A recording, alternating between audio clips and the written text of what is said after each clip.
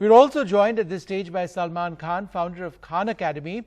Mr. Khan, great speaking to you. How do we make digital education more accessible to low-income households? How do we address, for example, the challenges of technology? There is varying internet stability, the lack of devices. How do we address that to make this all workable? Yeah, I think it's a combination of a push and a pull, and we're seeing this around the world, especially during the pandemic. We've seen, frankly, heroic efforts on the part of governments, corporations, philanthropists, school districts to try to push devices, push internet access out into the world. It's especially difficult if you think globally, but especially in areas like India, or when you think about rural areas. I do think that's where the role of government has to play a role.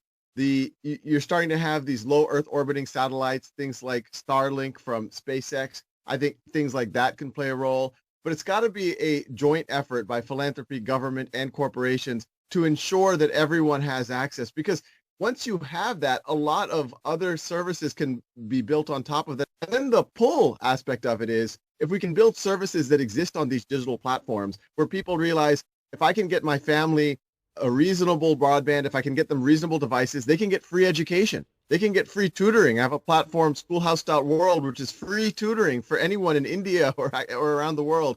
When people realize that those types of services that have a lot of value to them get unlocked once they have digital access, then I also think the digital access becomes more compelling. That not only gives them access to education, that gives them access to economic opportunities, to looking for jobs, to staying socially connected as well. Mr. Khan, what are some of the lessons that India can learn from the world with regards to making education more accessible to the lesser privileged? Well, I think it's both. I think there's a lot that the rest of the world can learn from India, because I think India is one of the places where things are not ideal in terms of digital access, but is making strides in low-cost devices, low-cost cellular access. What we see around the world is a big push to getting digital in schools. In the United States, what we've seen, there's something called the E-rate program, where they taxed a little bit of everyone's cell phone bills so that they can get high quality broadband and devices inside of schools. And what we've seen over the last 10 years in the United States, it's now pretty commonplace for schools to have internet access. And I think something like that in India would be very powerful. It would also make people gravitate towards the schools even more, not just the children, but frankly, even the adults in, say, a town or a village would then get gravitated to the school, maybe out of school hours, so that they too can access the internet, even if they don't have it at home. Hi, Salman. Good to have you here. I just want to ask you a slightly technical question, because you are so involved in education in your life.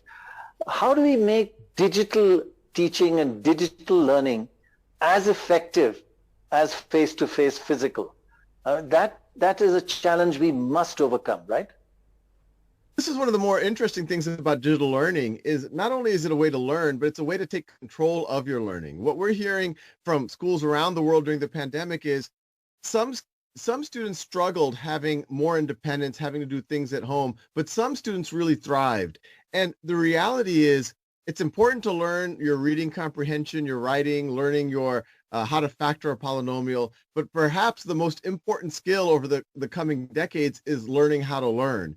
And so right now we have an opportunity, leveraging technology, ideally in conjunction with a physical classroom, to start to personalize to the needs of students, allow them to learn at their own time and pace, allow them to fill in their gaps.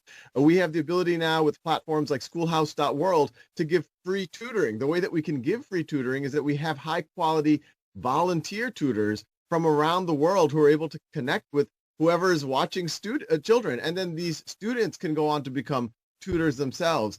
So I'm really fascinated with how technology can unlock human-to-human interaction, either through a platform like Schoolhouse.world, where it's happening directly, or on things like Khan Academy, where if students are able to get some of their lectures or their practice at their own time and pace, then when they get into the classroom, they can have more interaction.